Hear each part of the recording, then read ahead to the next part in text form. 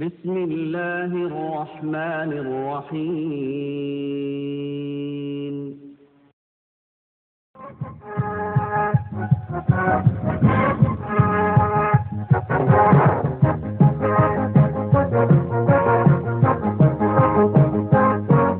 আজ মানুষের মুখোমুখি দাঁড়াতে হবে, সাহায্যের হাত দুটো বাড়াতে হবে।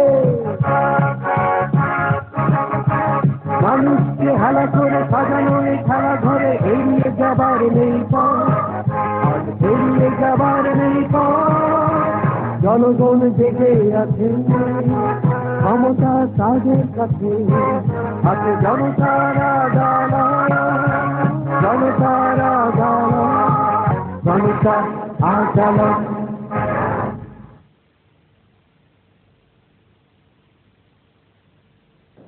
সুপ্রিয় দর্শক শ্রোতা, শুরু হচ্ছে কাল্পনিক আদালতে জবাবদিহিমূলক অনুষ্ঠান জনতার আদালত। আজকের জনতার আদালতে বিভিন্ন অভিযোগের মুখোমুখি হওয়ার জন্য উপস্থিত হচ্ছেন বাংলাদেশ ছাত্রলীগের সভাপতি জনাব বাহাদুর ব্যাপারী। জজ সাহেব আসছেন।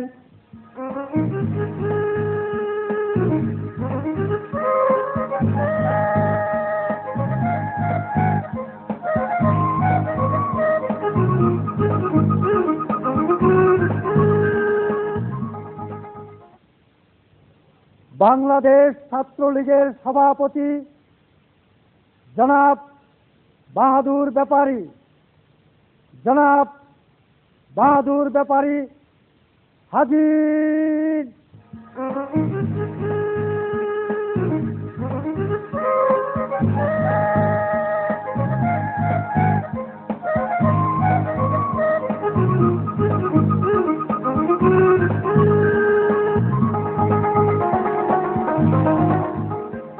মাননীয় আদালত, জনাব বাহাদুর ব্যাপারীর আজকের এই আদালতে আসন গ্রহণ করার জন্য আপনার সবিনয় অনুমতি প্রার্থনা করছি। অনুমতি দেওয়া গেল।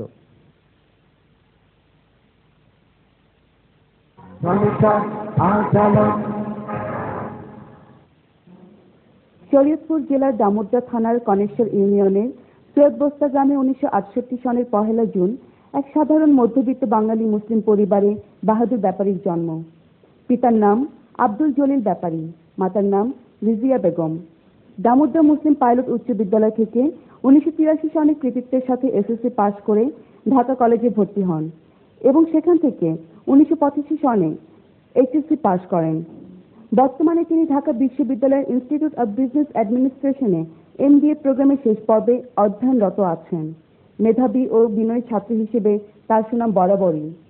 খুব অল্প সময়ে তিনি ছাত্রলীগের রাজনীতিতে শীর্ষ আসনটি দখল করে নিয়েছেন। অক্লান্ত পরিশ্রম, নেতৃত্বের প্রতি অসীম আনুগত্য, মার্জিত আচরণ আর সততা তারই সাফল্যের কারণ বলে অনেকেই মনে করেন। বারবার প্রতিপক্ষ দলগুলো কর্মীদের হাতে তাকে নানাভাবে হেনস্থা হতে হয়েছে। শুধু তাই নয়, 1992 সনে জামাত শিবিরের মামলা কারাবরণ সহ বিগত দিনে 22টি ষড়যন্ত্রমূলক মামলার সম্মুখীন হতে হয়েছে তাকে। এখনো ছাত্রলীগে অনেক ধরনের উপদলের কথা শোনা গেলেও বাহাদুর গ্রুপ বলে কোনো উপদল নেই। তাকে খোঁজ করলে শোনা যায় বাহাদুর নামাজ পড়ছে, আইবিএতে ক্লাস করছে এবং তার সাথে থাকে না কোনো সাঙ্গপাঙ্গ।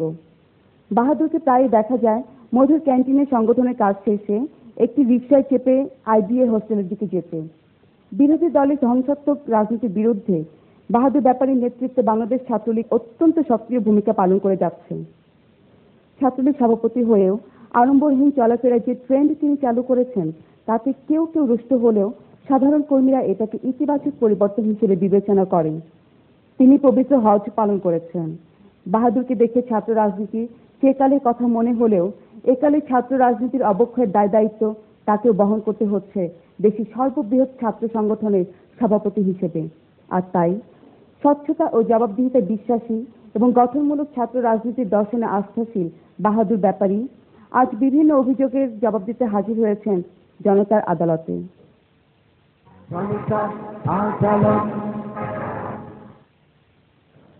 জনাব বাহাদুর ব্যাপারী, আপনি একটি ঐতিহ্যবাহী ছাত্র সংগঠন বাংলাদেশ ছাত্রলীগের বর্তমানে সভাপতির দায়িত্ব পালন করছেন।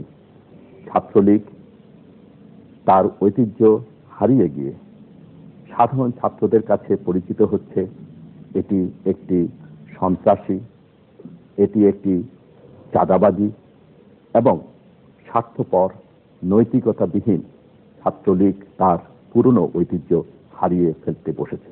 এখানে আপনি সভাপতি হিসাবে পুরোপুরিভাবে ব্যর্থ হয়েছেন। মাননীয় আদালত, আমার বিরুদ্ধে যে অভিযোগ উত্থাপন করা হয়েছে 98 অক্টোবরের দায়িত্ব পাওয়ার পর থেকে আমি ব্যর্থ হয়েছি। এই অভিযোগ সম্পূর্ণ মিথ্যে।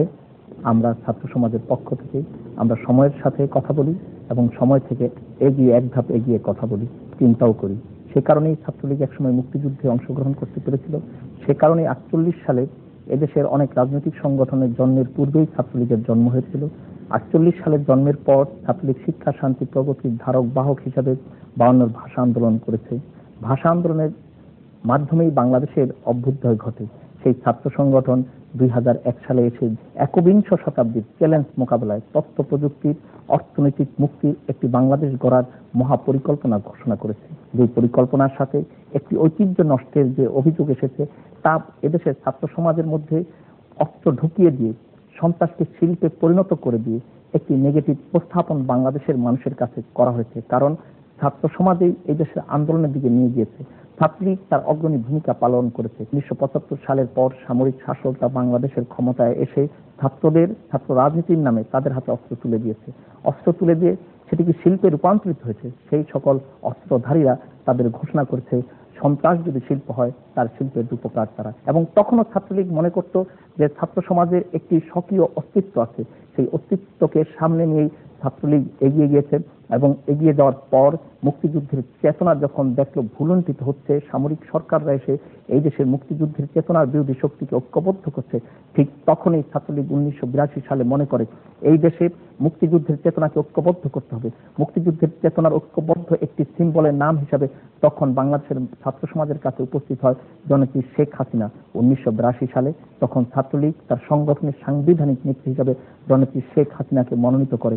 সেই থেকে ছাত্রলীগ ধীরে ধীরে এগিয়ে যায়। 1990 সালে এরশাদ বিরোধী আন্দোলন করে, স্বৈরাচার বিরোধী আন্দোলন করে, 96 সালে ভোট এবং ভাতের অধিকার প্রতিষ্ঠার জন্য আন্দোলন করে, 2000 সালে ছাত্রলীগ ভিন্ন মাত্রায় আন্দোলন করে তার তথ্য প্রযুক্তির বিপ্লবকে এগিয়ে নিয়ে যাওয়া, যা আমরা বলি নীরব বিপ্লব, কৃষি বিপ্লবকে এগিয়ে নিয়ে যাওয়ার আন্দোলন, এবং 2021 সালের অর্থনৈতিক সমৃদ্ধশালী একটি বাংলাদেশ গড়ার। সুতরাং সন্ত্রাস নির্ভর, নৈতিকতা বিবর্জিত এবং চাঁদাবাজির যে অভিযোগ করা হয়েছে এর সম্পূর্ণ ভিত্তিহীন।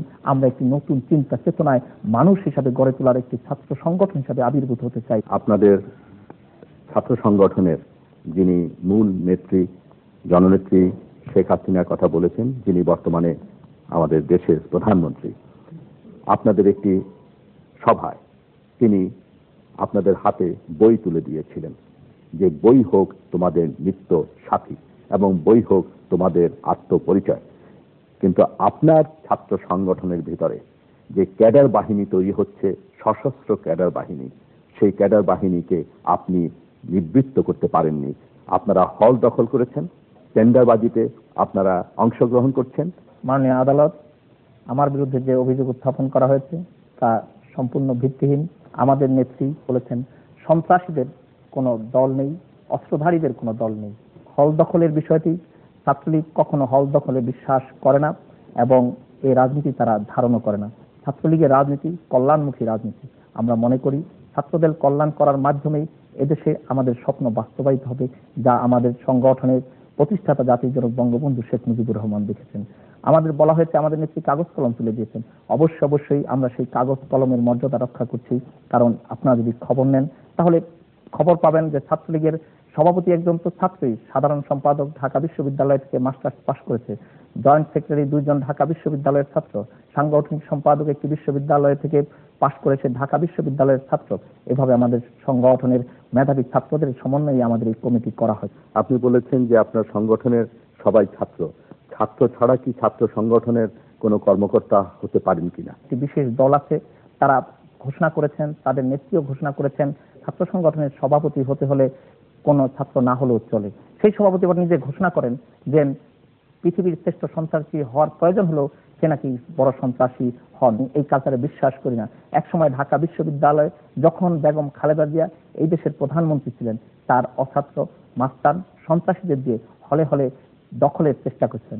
যখন মুক্তিযুদ্ধের চেতনায় আমাদের নেত্রী জননেত্রী শেখ হাসিনা বাংলাদেশের প্রধানমন্ত্রী হন, ঠিক সেই মুহূর্তে অছাত্র মুক্ত ঢাকা বিশ্ববিদ্যালয় হওয়া শুরু করার মধ্য দিয়ে ধীরে ধীরে তাদের অবস্থান নস্বত হয়ে যায়। কিন্তু আমরা কখনোই অস্ত্র দিয়ে সন্ত্রাস করে কোনো হল দখল করিনি। এটি আমাদের উপরে চাপিয়ে দেওয়া একটি গুজব ছাড়া আর কিছু। সেই ধরনের সশস্ত্র ক্যাডারের বিরুদ্ধে আপনারাও কিন্তু সাংগঠনিক কিছু তৎপরতা করেছেন।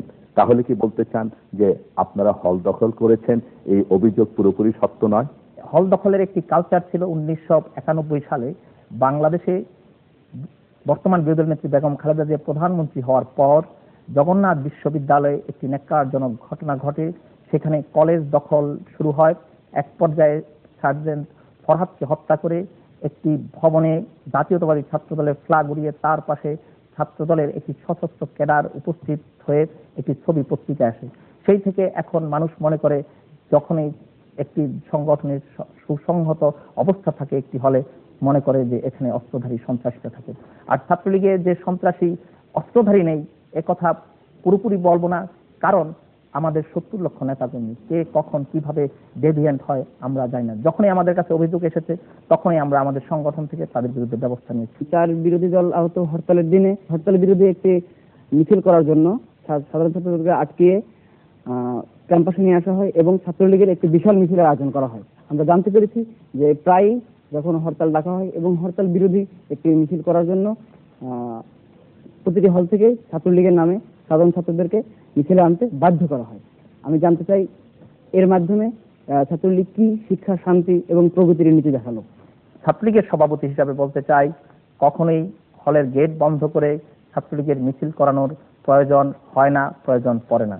যদি এরকম ঘটনা ঘটে থাকে আমরা তার ব্যবস্থা নেব, কারণ ছাত্রলীগ মনে করে একটি আদর্শিক সংগঠন, শিক্ষা, শান্তি, প্রগতি যার চেতনা, যার আদর্শ, জননেত্রী শেখ হাসিনা যাদের নেত্রী, জাতির জনক বঙ্গবন্ধু শেখ মুজিবুর রহমান যাদের সংগঠনের প্রতিষ্ঠাতা, এবং 53 বছরের 25 বার সম্মেলনে প্রায় 50 জন সভাপতি সাধারণ নির্বাচন করে এই ছাত্রলীগ ইতিমধ্যেই জাতীয় সংগঠন হিসাবে এবং কখনো কখনো আন্তর্জাতিক সংগঠন হিসাবে নিজেদের পরিচয় দিতে সমর্থ হয়েছেন।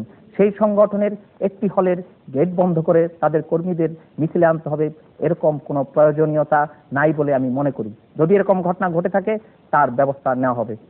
আপনাদের নিজস্ব কোনো ইনকাম নেই, তারপরেও দেখা যাচ্ছে আপনারা কেউ দামি গাড়িতে চড়ছেন, হাতে মোবাইল নিচ্ছেন এবং বিলাসবহুল জীবন আপনারা কাটাচ্ছেন। কিভাবে? ছাত্রলীগের নেতাকর্মীদের দামি গাড়ি আছে বলে আমার জানা নেই। মোবাইলের তো একটি প্রতিষ্ঠান এখন অ্যাডই দেয়, it's not a luxury, it's a necessity.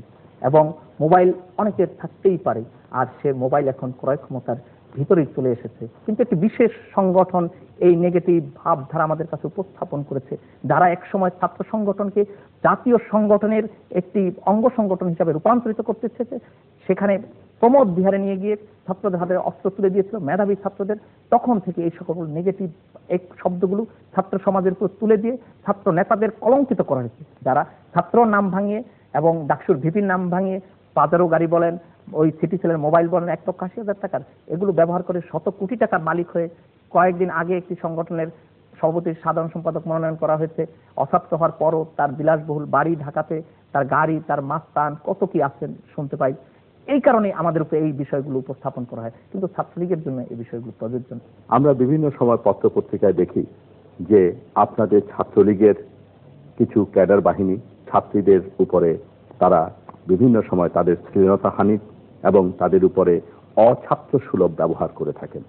কিছুদিন আগে জাহাঙ্গীরনগর বিশ্ববিদ্যালয়ে আপনাদের দলের বেশ কিছু নেতা কর্মীকে আপনারা নিজেরাই এই অভিযোগে তাদেরকে বহিষ্কার করেছেন। আজকে যে আদর্শের কথা আপনি বলেছেন সেই আদর্শ দিয়ে আপনাদের ছাত্রলীগের নেতা কর্মীকে আপনি সভাপতি হিসেবে গড়ে তুলতে পারেননি বলেই আজকে এই ধরনের ঘটনা জাহাঙ্গীরনগর বিশ্ববিদ্যালয়ে হয়েছে। মাননীয় আদালত জাহাঙ্গীরনগরের যে বিষয়টি আমরা সাংগঠনিকভাবে ব্যবস্থা নিয়েছি এবং ব্যবস্থা নেওয়ার পর আমরা মনে করি একটি সংগঠন কোনো ঘটনার পর কি অ্যাকশন নিল, কার্যকর কি ভূমিকা নিল, তাতেই ওই সংগঠনের পজিশন বোঝা যায়। এবং একজন ব্যক্তির দোষ কখনোই সংগঠনের দোষ হতে পারে না। 70 লক্ষ নেতাকর্মীর সংগঠন বাংলাদেশ ছাত্রলীগের এই অবস্থান থেকে যে কেউ যে কোনো সময় ডেভিয়েন্ট হতে পারে। ছাত্রলীগ তারপর কি অ্যাকশন নিল সেটি আমাদের বিবেচ্য বিষয়। আমরা ওই সকল ঘটনার পর দোষীদের, অভিযুক্তদের বিরুদ্ধে ব্যবস্থা নিয়েছি, সংগঠন থেকে বহিষ্কার করেছি। তারপর সেই বিশ্ববিদ্যালয়ের একটি চিত্র আপনাদের সামনে তুলে ধরতে চাই। আপনি জানেন গত কয়েকদিন আগে জাহাঙ্গীরনগর বিশ্ববিদ্যালয়ে হয়ে গেল কনভোকেশন। তার কয়েকদিন পূর্বে মাননীয় প্রধানমন্ত্রী সেখানে গিয়েছিলেন এক অনুষ্ঠানে এবং হাজার হাজার ছাত্রছাত্রী তাকে সংবর্ধনা জানিয়েছেন। এবং সমাবর্তনের দিনে বিভিন্ন টেলিভিশন মিডিয়ায় প্রচার করা হলো বাংলাদেশের এক একটি বিশ্ববিদ্যালয়ের সমাবর্তনের পর জাহাঙ্গীরনগর বিশ্ববিদ্যালয়ে ঘটে যাওয়ার সমাবর্তন প্রমাণ করে শিক্ষাঙ্গনের সুন্দর পরিবেশ আছে, সন্ত্রাস নেই, শিক্ষার সুন্দর পরিবেশ আছে। আমরা মনে করি ছাত্রলীগের সেই রকম ভূমিকার কারণেই জাহাঙ্গীরনগর বিশ্ববিদ্যালয়, ঢাকা বিশ্ববিদ্যালয়, চিটাগাং বিশ্ববিদ্যালয় সহ বিভিন্ন শিক্ষা প্রতিষ্ঠানে সুন্দর পরিবেশ বজায় আছে এবং আগামী দিনে সেই রকম পরিবেশ রাখার জন্য আমরা সচেষ্ট আছি এবং করব। 1996 আগে যখন আওয়ামী লীগ অর্থাৎ আপনাদের দল যখন বিরোধী দলে ছিল, তখনও আপনারা একের পর এক হরতাল করতেন এবং বিশ্ববিদ্যালয়ে আপনারা ধর্মঘট করতেন। সেই সময় কি আপনি মনে করেন আপনাদের সমর্থন ছিল? সেই সময় অবশ্যই আমাদের সমর্থন ছিল। এই কারণ ঢাকা বিশ্ববিদ্যালয়ের খাবারের মানের কারণে ডায়রিয়া হয়েছিল। ঢাকা বিশ্ববিদ্যালয়ের ডাইনিং ক্যান্টিনগুলো সন্ত্রাসীদের নিয়ন্ত্রণে থাকার মাধ্যমে 100-150 ডাইনিং এর খাবার মাস্তান সন্ত্রাসীরা নিয়ে যেত।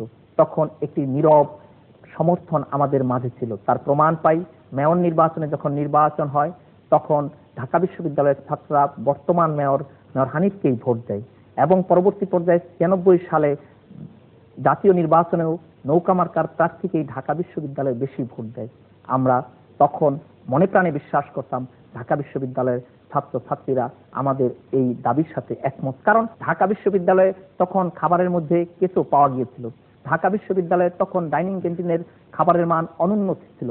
ঢাকা বিশ্ববিদ্যালয়ে তখন আন্তর্জাতিক মানের ছিল না। ঢাকা বিশ্ববিদ্যালয়ে তখন পড়ার সুন্দর পরিবেশ ছিল না। ঢাকা বিশ্ববিদ্যালয়ে তখন ছাত্র দলের সন্ত্রাসীরা জিম্মি করে রাখত। ঠিক সেই মুহূর্তে আমরা তাদের নীরব সমর্থন সকল সময় পেয়েছি এবং পাওয়ার মধ্য দিয়ে তার রেজাল্টও পেয়েছি।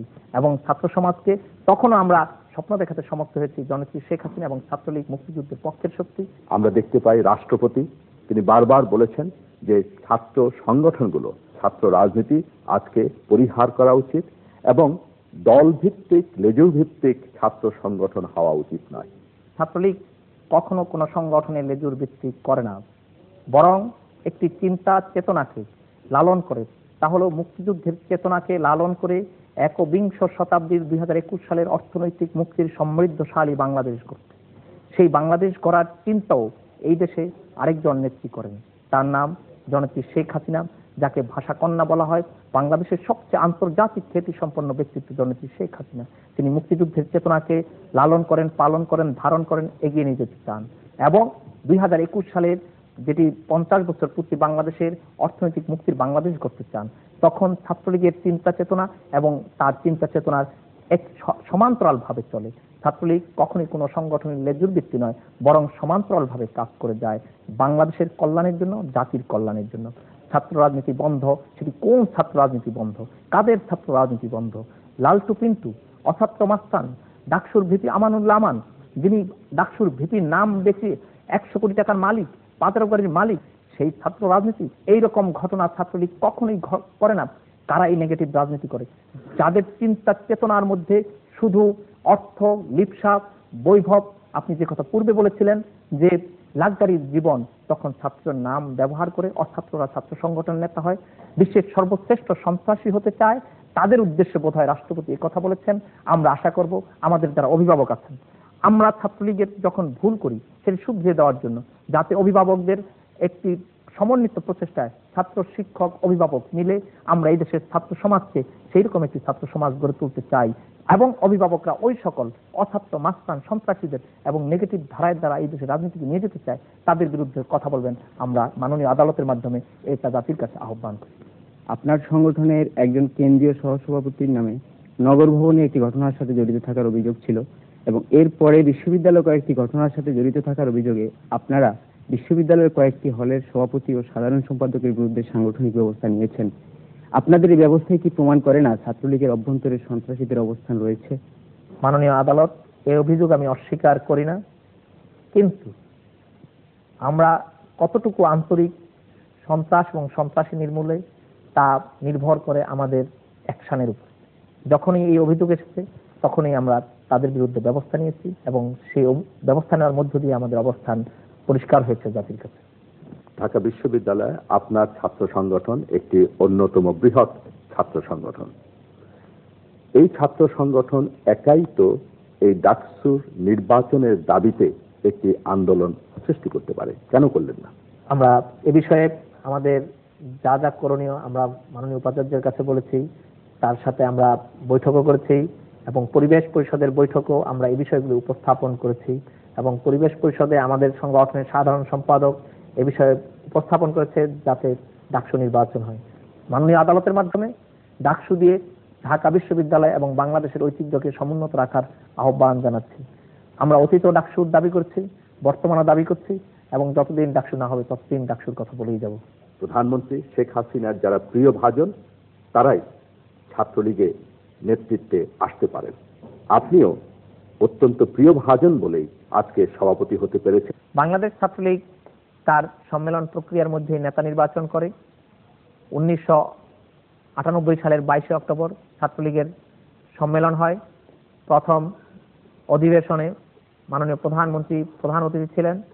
দ্বিতীয় অধিবেশনে আমাদের কাউন্সিল হয় এবং তারপর সেখানে নাম প্রস্তাব সমর্থনের মধ্য দিয়ে সংখ্যাগরিষ্ঠ কাউন্সিলরদের মতামতের ভিত্তিতেই জননেত্রী শেখ হাসিনা নির্বাচনের কথা বলেন। এটি প্রথমে কাউন্সিলরদের মতামতের ভিত্তিতে সভাপতি সাধারণ সম্পাদক হয় এবং জননেত্রী শেখ হাসিনা পরবর্তী পর্যায়ে এর মনোনয়ন দেন।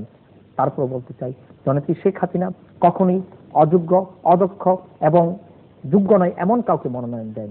আপনি পূর্বেই বলেছিলেন আমি ঢাকা বিশ্ববিদ্যালয়ের দায়িত্ব পালন করেছি। ঢাকা বিশ্ববিদ্যালয়ের যখন আমি দায়িত্ব পালন করেছি তখন এই দেশে ঘটে যাওয়া শতাব্দীর সবচেয়ে বড় বন্যা সেটি ছিল 98 বন্যা।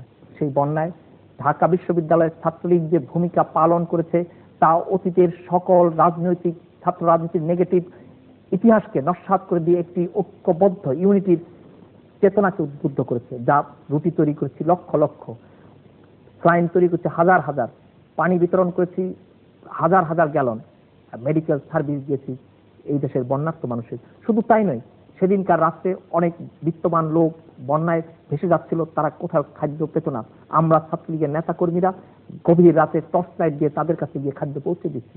শুধু তাই নয়, রাষ্ট্র যখন সিদ্ধান্ত নিচ্ছিল হেলি ড্রপিং এর, সেই হেলি ড্রপিং এর সিদ্ধান্ত সেদিন ঢাকা বিশ্ববিদ্যালয়ের ছাত্ররা দিয়েছিল, তখন আমি ঢাকা বিশ্ববিদ্যালয়ের সভাপতি ছিলাম। শুধু তাই নয়, সেদিনকার সেই খাদ্য বিতরণ এবং ছাত্র লীগের নেতা কর্মীরা বাংলাদেশের 64 জেলার 64 জন ছাত্রকে নিয়ে একটি সেল তৈরি করে বাংলাদেশের 1500 ছাত্রকে সাথে নিয়ে একটি সংগঠিত নেটিং ওয়ার্ক তৈরি করে, যার মাধ্যমে তথ্য দেওয়া হয় মাননীয় প্রধানমন্ত্রীকে এবং প্রধানমন্ত্রী সে বিষয়কে তাৎক্ষণিকভাবে জরুরি বিষয় ঘোষণা করে অ্যাকশন নিয়েছেন।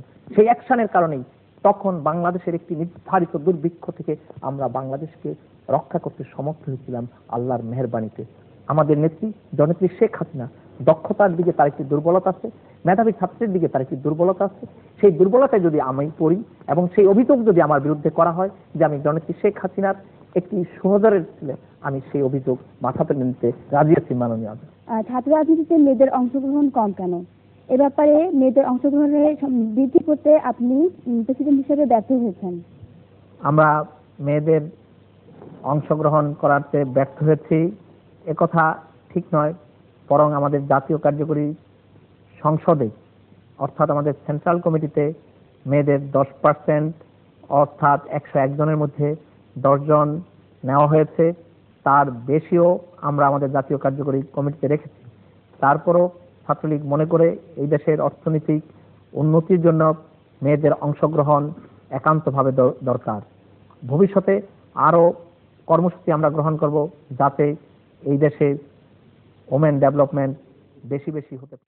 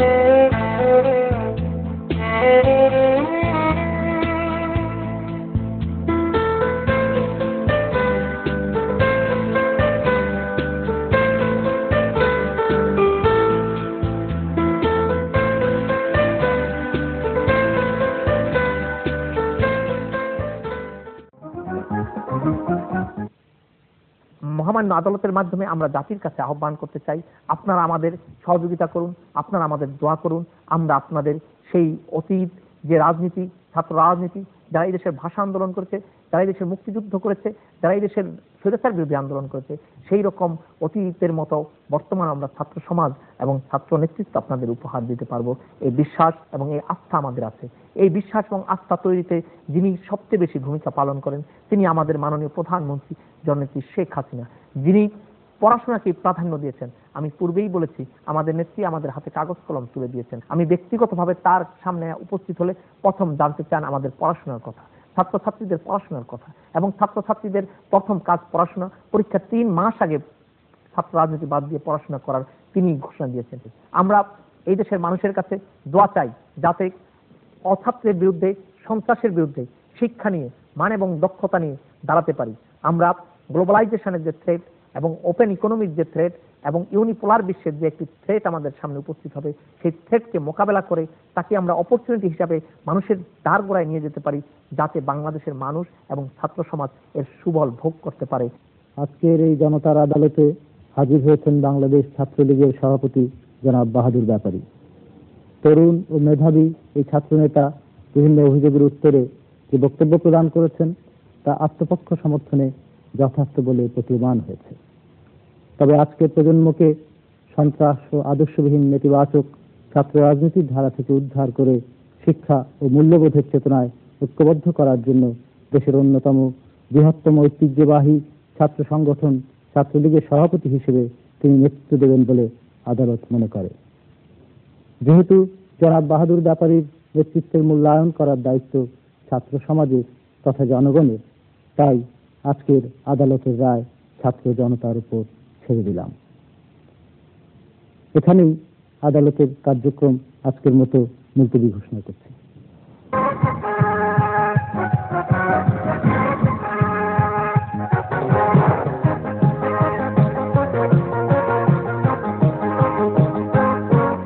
আজ মানুষের মুখোমুখি দাঁড়াতে হবে, সাহায্যের হাত দুটো বাড়াতে হবে।